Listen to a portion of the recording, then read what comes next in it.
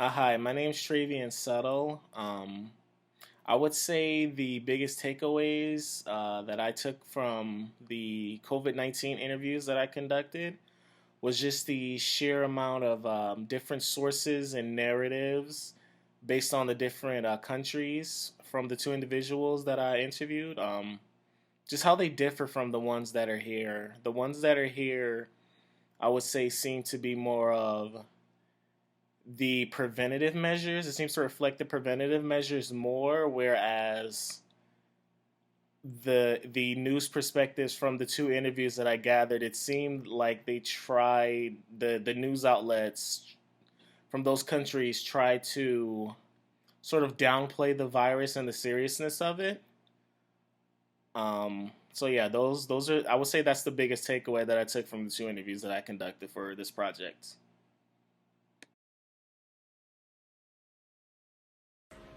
Hello, hi, it's Brandon. So for my COVID-19 project, I talked to two people currently living in LA County, but they were from Mexico, so they had a unique advantage in being able to tell me both the story of what's going on in Los Angeles and in Mexico at the same time because their family was living over there.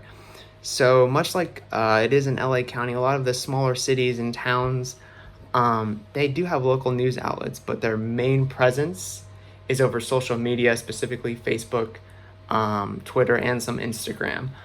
But both of them were getting some coverage from the LA Times, so they were kind of looking at both media outlets at the same time. At the time of this project, the U.S. was kind of ahead of coronavirus. They had more cases and everything, and Mexico was just about starting to get some cases. So they were sharing social media outlets both in Spanish and English between their family members and trying to piece together information. So I thought that was just the most interesting takeaway.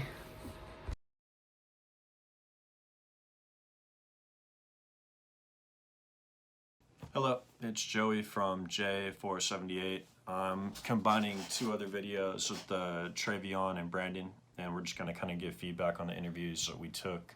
So for my two interviews, I noticed that both people were following the news from their home country, which is Iran, and the other country was Scotland. When I asked if they thought the news they were getting from their home country was different, the girl from Iran said yes, and then she believed there were more cases that were not being reported. And while the guy from Scotland said he gets his information from the news outlets like MSNBC and Fox News, and believed somewhat of the information that they were spreading out there. When I asked the guy from Scotland if he was in contact with friends and family back home, he said yeah, and he keeps in contact with them via WhatsApp. So he's getting information through firsthand conversations from friends and family back home. The girl from Iran said she was also using WhatsApp, which seems to be a pretty popular way for people living outside of their home countries to communicate with those back home. And she's communicating with friends and family back in Iran, but also reading articles online from Al Jazeera.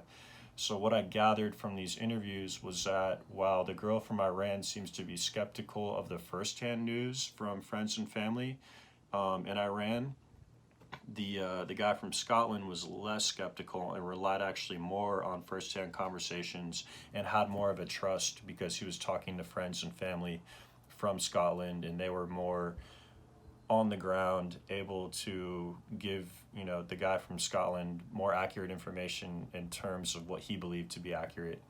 So overall, the interview process kind of opened my eyes to how news is being consumed.